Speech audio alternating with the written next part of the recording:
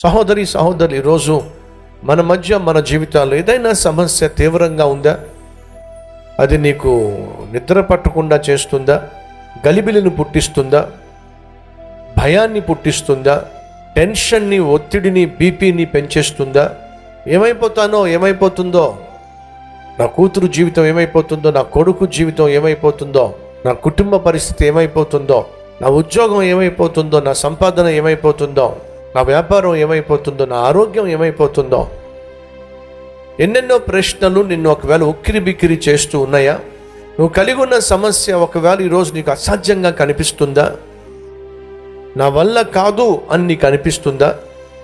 అయితే విను, ఏదైతే నీ వల్ల కాదో, వాస్తవంగా ఎస్తేరు తనంతట తాను రాజు దగ్గరకు పర్మిషన్ లేకుండా వెళ్ళడం వల్ల కాదు, వీలు కాదు, సాధ్యం. వెళ్ళింది అంటే చంపేస్తాడు, అసాధ్యం. కానీ ఆ అసాధ్యాన్ని సాధ్యపరచుకోవడానికి ఎస్తేరు వాడిన ఒక గొప్ప ఆయుధం ఏమిటో తెలుసా? ఉపవాస ప్రార్థన. సహోదరుడా, ఏదైనా తీరని సమస్య ఉందా? అయితే ఉపవాసం ఉండి ప్రార్థన చేయి.